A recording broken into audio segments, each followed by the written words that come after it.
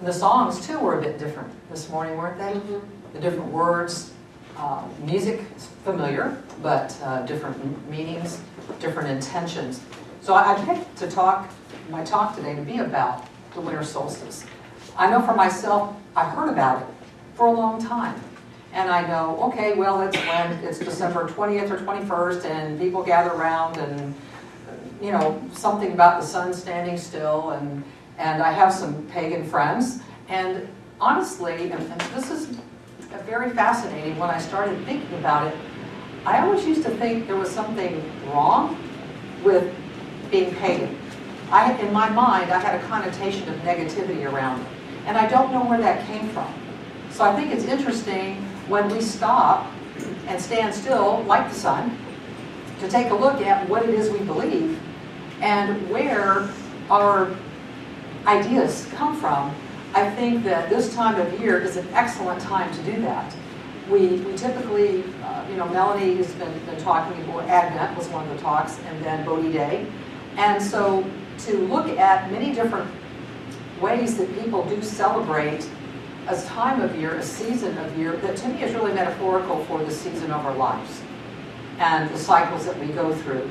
And even in the prayer time earlier, referencing when we go through those dark nights of the soul, when we go through those really tough times, and how do we, even for a moment, think that the light is really going to return? How do we even get to that place? Is it because we see the sun come up every day, and then the clouds come in, and perhaps for a few days we don't see the sun, and then we just know that, kind of like the earth is round, we know that the sun eventually will return. Wouldn't it be wonderful if we could know that with such certainty about different things in our lives? That truly, exactly what it is that we need is right there, and it will return, it will arrive, if you will, at the right and perfect time, in divine timing. So I wanted to talk a little bit about some background, and then I really wanted to look at some of the customs, the traditions, and practices that we, probably a lot of us, are doing now that we really might not even know where they came from. And that's what I thought was so incredible, because for me, my mom being Russian Orthodox, she had very specific traditions around Christmas, and my dad being Southern Baptist had very specific traditions. And so it was fascinating when my mom would say, okay, well, we decorate the tree on Christmas Eve. And I'm thinking, oh, well, most people go get it after Thanksgiving, and they put the tree up and the lights are on it. And then my mom would say, well, you leave the tree up until, and I'm not really sure about this, January 9th, I think it is, or some date in January. And I'm like, yeah, and I'm like, okay. She goes, well, that was in our Russian tradition. So to me, I'm like, wow, isn't it just wonderful with all the peoples of the earth and all the many different ways that we can truly celebrate. And that's what this whole series is about anyway. It's about celebration. And to me, it's a time of going inward, much like the reading that Gay did for us earlier, to talk about that time of quiet repose, the time of going in, a time of self-reflection, and to truly know that the contrast of life and what that truly offers us, to know that in the darkness, there's something really rich happening there. Things are germinating in the soil and in the soul of all that we are to emerge, to spring forth at the right and perfect timing. And to me, there's a lot of assurance in that. Even in the prayer time, there's an assurance of knowing that I truly am cared for and taken care of. And I may not even understand it, and I probably don't most of the time in my humanness. But that's perfectly okay, and actually it gives me an opportunity to let God do God's work, or the goddess do the goddess's work, or whatever you call the God of your understanding, to let that energy do what it is here to do.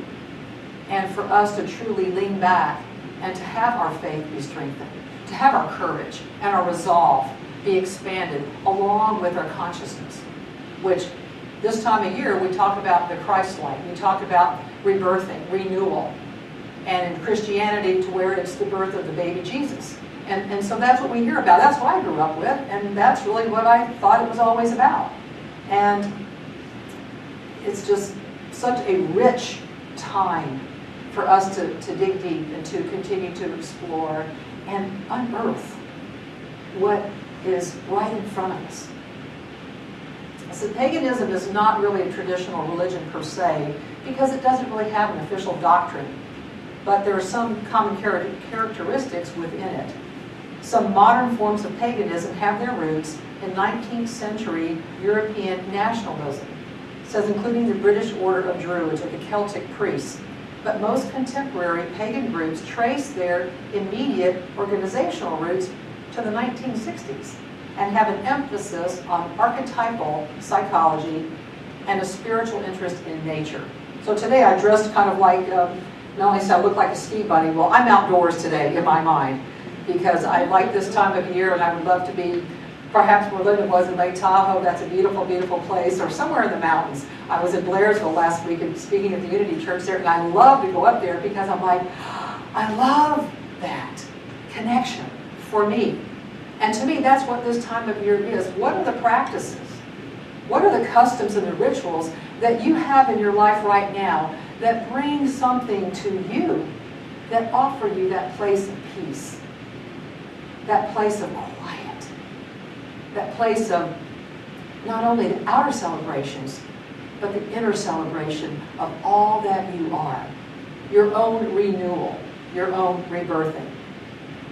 One of the most common beliefs is a divine presence, and this is what paganism and all that we hear about, especially those of us here at One World who follow more New Thought, metaphysical teachings, and that understanding. One of the common beliefs is a divine presence in nature and the reverence of the natural order in life. Spiritual growth is related to the cycles of the earth, and great emphasis is placed on ecological concerns. So when, like this video here, what were you seeing a lot of? You were seeing a lot of nature and earth and returning to the light. And there are so many different ways to approach that. It says many pagan traditions are intentionally reconstructionist in that they aim to revive many of the lost rituals of ancient traditions, including holy days and seasonal celebrations. Often we hear Christmas is really what? The rebirthing of the sun, right? S-O-N. And so in this way we can look at it a little differently. And well, in ancient times, Ra, R-A, was the god of the sun. And that's this wonderful god that was worshipped because it meant there was going to be warmth. There was going to be a return to the light. And Yule time in particular, actually the word Yule comes from the word, it's a wheel. It's a reference to a wheel. And I have some of the roots here insofar as the actual origination of that word. But in essence, it was from the Norsemen. And spelled J-O-L, J-U-L, and really it means a wheel. And often the Norsemen were thinking that the sun was something that was rolling away from them. And so we have to practice a lot of traditions. We have to have all these rituals and things that we do because when the sun goes away, it's a dark time. And there's a lot of fear that sets in, a lot of uncertainty. And so when the wheel turns back and the sun is back, it's fascinating how we conjure up in our mind some of the things that we hold on to. That's why I mentioned what I did at the beginning of the talk. My idea of paganism, I don't know where that came from. And so to me, again, it's an opportunity to say, what am I celebrating this holiday season? And what is the meaning behind it for me? So there's no right or wrong way to celebrate winter solstice. Symbolically, as I mentioned earlier, the solstice is a time of turning inward into the darkness, into the depths of the unknown. It's a time of tuning into your sense of intuition. I think that's a very wonderful thing to remember, trusting that inner voice. It's a time of feeling your way through the dark and knowing that, the Martin Luther King quote, just because we can't see the next step, we can take that step on the staircase and know that it will be there. Of course, I'm paraphrasing that quote. But in essence, it's the same thing, that we can continue trusting and knowing that it is there. One of the things that is truly celebrated, and I have my snowflake lights on here, and Gay had her Christmas lights, is that lights are very much a huge portion of celebration for pagan and winter solstice, I should say festivals, if you will, and feasts, because eating and drinking and cider and all of these things were a way that people could truly celebrate and connect. And that's one of the things we talk about here in this time of year, but also at One World. One of the things about paganism and the Yule time is about connecting to family, to friends, and truly, again, in a different way, recognizing our common denominator, our common connection in our journey here as spiritual beings in this human body. We still very much have that connection to the physical of what we are, and then we can step aside and go, I'm connected to so much more that oftentimes I cannot see. But perhaps if I go outside and I allow the sun, if you will, the light, to warm me, maybe there's something else that's happening there too. Maybe it's time for me to go within and look at my heart and allow this time of year to soften places within me that perhaps I've stored some things. Perhaps I have held on to things that I'm not even aware that are there. I also know that this time of year can be very difficult for a lot of people. It can raise a lot of feelings, emotions, a lot of that dark energy. And it doesn't mean it's a bad thing. It just means it's a time for you to say, okay, just like the wheel is turning, I too can turn and face the sun. There's a song years ago by Richie Havens called Here Comes the Sun. It was a beautiful song. It's going to be all right. It's going to be all right. And I think that's a wonderful thing for us to remember. And much like the burning bowl that we do at New Year's, being able to use candles during this time of year, once again for the lights, also for warmth, but also in terms of letting go. A time to truly let go, to allow all that this season of the year, however you celebrate it. It is such a gift, and if we are so full already of so many things, it's very difficult to truly be the recipient of all the blessings and all the joy and all that is being offered to you this time of year. The origin of the word Yule, as I mentioned earlier, it's an old Norse word, and I wanted to get back to that because I mentioned it earlier, but I just wanted to give you specifically. And it's spelled J-O-L or L-U-L, and it simply just means wheel. I think it's so great that we have the privilege to be able to celebrate any way we choose. I remember my mother talking about when she was still living, she was born in China. I've mentioned that to you all before in some of my talks, but I wanted to bring that up because her family escaped communism when they came out of Russia. And she and her youngest sister were actually born in China, not in Russia like the 7 other kids. And I always remember her talking about going to Mass and lighting candles because it was a very difficult time. It was a scary time. And I know my mom grew up in a lot of fear. And that continued throughout my memories. Even as a child, my mom really struggled during the holidays.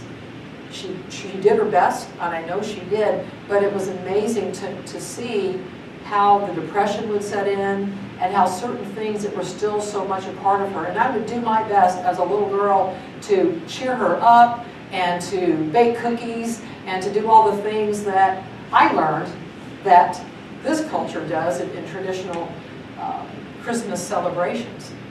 But just pay attention to yourself and notice or people around you so that you can be that light in the world. You can be that candle in the dark. And you don't have to do anything in particular to fix anybody else or to fix yourself. It's not about that. It's about celebrating the light that you are through different practices, as I mentioned earlier, and through different types of traditions. So the Yule log itself, how many of you are familiar with just the Yule log? Okay, fireplaces also have a lot of importance to us because we think of snuggling up to the fire or cozying up to the fire and all of that during the winter time, but especially at Christmas.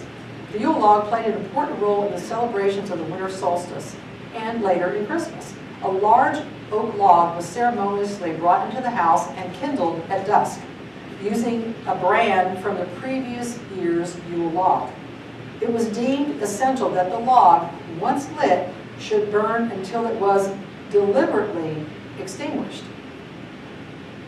Typically about 12 hours to several days, and it was considered not such a good thing. It was kind of a bad omen if the fire burned itself out. Because the next year, what you wanted to do was to be able to take the ashes and a portion of that log to rekindle, and that's that word rekindle, what you're going to celebrate. And so it's carrying a different kind of tradition. Well, I think of us sometimes when our spirit, our flame, maybe is down to a flicker. And sometimes we put it out and we don't even know it. Sometimes we may wonder, where has it gone? We've lost that passion. That's another thing that the solstice is about passion. It's about lighting, rekindling that flame within you, that spirit within you, so that it is kind of like the Olympic torch when they light it at the beginning of the Olympics, and it burns for that duration of that time. But for you to pay attention to what are the things that you can do during this season right now to ignite, rekindle that flame within you. And as we move into the next calendar year, the next solstice year, what practices can you do to keep it burning through every season that you go through? This is about you loving you. This is about you loving you so that that love that's in your heart, you can celebrate it with every single person that you meet. And here, as a community at One World, that we collectively and individually can send that energy and expand that light out into the world. And know that every creature, every being, that energy is radiating to every single one.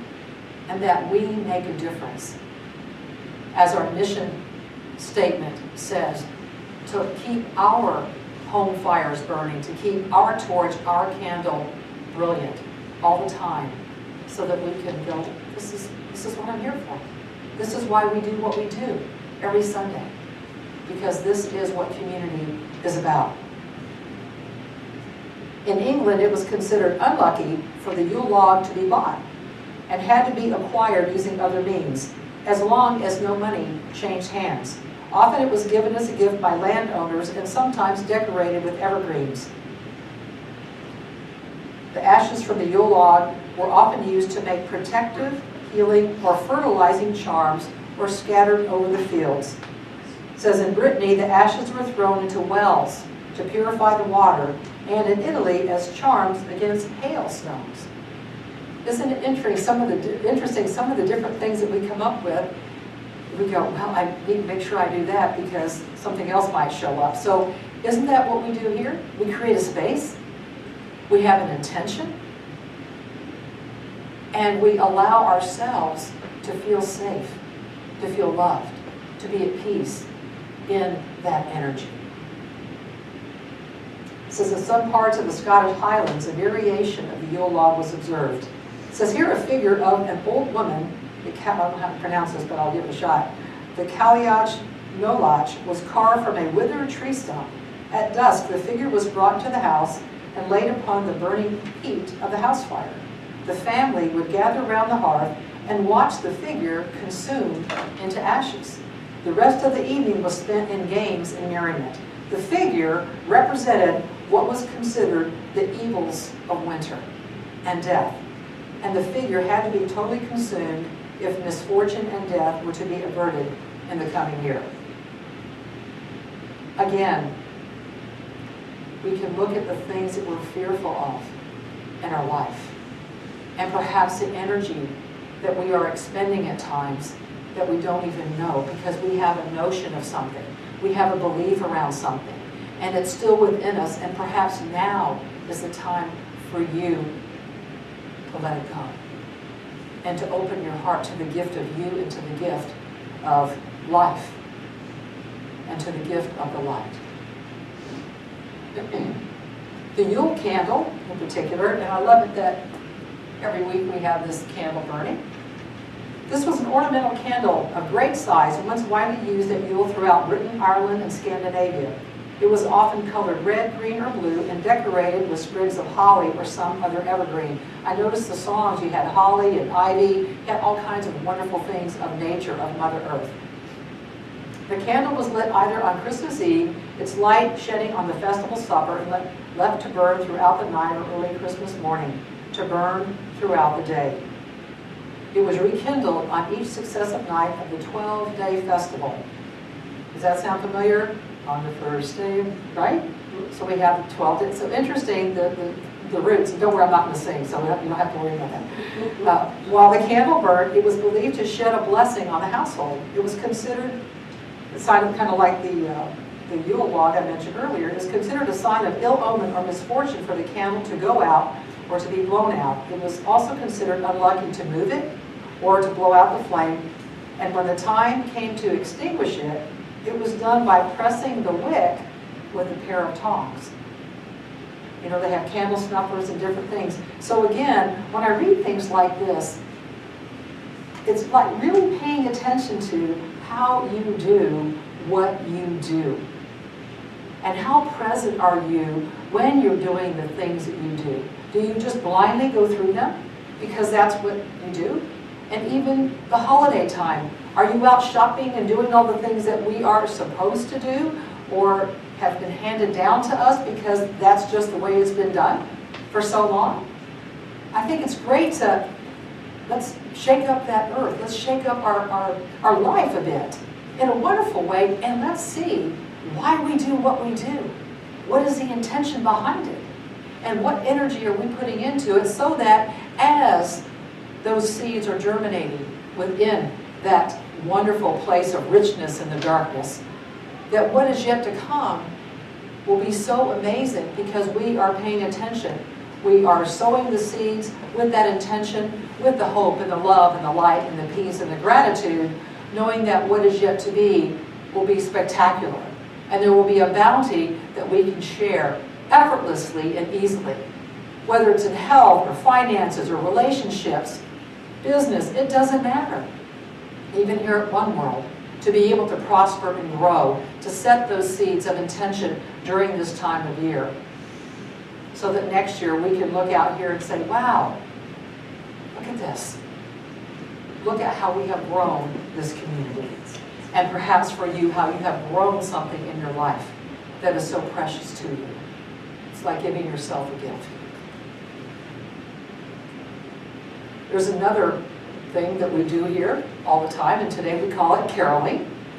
And it was also, you probably heard the word wassail, wassailing. You've heard that word before. And actually, it was kind of neat because I remember when I heard this before, I thought it was the drink. I didn't know that it was like caroling. So I was educating myself about it. Like, I mean, this time I knew what it was, but a while back I'm like, what is wassailing? You know, it's a wassail. And because I saw recipes for creating a particular type of drink around it, and I was like, wait a minute, you know, how fascinating that is. And really what it was is when they went caroling or wassailing, often cider or beverage was offered. Again, community, again, reaching out, connecting in that heart space, letting your light shine. It says, so wassail is derived from the Anglo-Saxon weshal, meaning be whole. That's what it means, be whole, or be of good health. And it came again from the Norse vesheil, and was a salutation that was used when the wassail bowl was passed around with toasts and singing. Wassailers went from door to door, singing and drinking to the health of their neighbors. And it says the concept, I thought this is fascinating, the concept actually harkens back to pre-Christian fertility rites. Only in those ceremonies, villagers traveled through their fields and orchards in the middle of winter, singing and shouting to drive away any spirits that might inhibit the growth of their future crops. Interesting. Setting an intention in a way so that there's a space and there's a proper energy for them to flourish. As part of this, this is what really did it, I think. They poured wine and cider on the ground to encourage fertility in the crop. So maybe that's the ticket right there, is wine and cider, and then you know that things will truly spring forth in your life.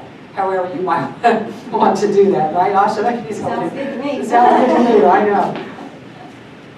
Anyway, this particular wassailing, as we know, evolved into Christmas caroling. I just wanted to cover a couple other practices that we're familiar with, and then I will close. I wanted to read a particular story, if I can find it here. I have to chuckle. I don't know that I've ever had so many notes for a talk that I've done here, because there was so much information out there. The hardest part was choosing what I wanted to share. So if you have any free time this holiday season, go in and read about that. I can give you some of the links where I found some of this information, because it really is very nice. Here's a story about trees and the color green. It says, green has been associated with the Yule season for many years by many different cultures. The story goes that the sun decided to take a break from warming the earth, and so he went on a bit of a hiatus. Before he left, he told all the trees and plants not to worry. He'd be back soon when he felt rejuvenated. It's kind of like us. We need to take a hiatus. A sabbat is also what they call the solstice. It's a sabbat. It's a time to rest. After the sun had been gone a while, the earth began to get chilly, and many of the trees wailed and moaned in fear that the sun would never return, crying that he had abandoned the earth. Some of them got so upset that they dropped their leaves on the ground. However, far up in the hills above the snow line, the fir and the pine and the holly could see that the sun was indeed still out there, although he was far away. They tried to reassure the other trees, who mostly just cried a lot and dropped more leaves. Eventually, the sun began to make his way back and the earth grew warmer. When he finally returned, he looked around and saw all the bare trees. The sun was disappointed at the lack of faith that the trees had shown, and reminded them that he had kept his promise to return. As a reward for believing in him, the sun told the fir, the pine, and the holly that they would be permitted to keep their green needles and leaves all year long.